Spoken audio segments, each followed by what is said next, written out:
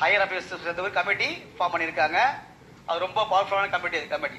அந்த கமிட்டியில போயிட்டு நம்ம என்ரோல் பண்ணா மட்டும்தான் நம்மளால வியாபாரத்தை பண்ண முடியும்.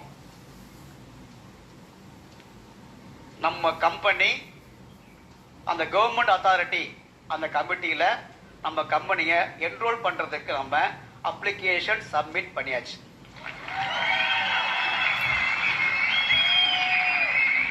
அப்ளிகேஷன்ல ஒன்றும் இல்லை, இவ்வளோ இருக்கும் டாக்குமெண்ட்ஸ்.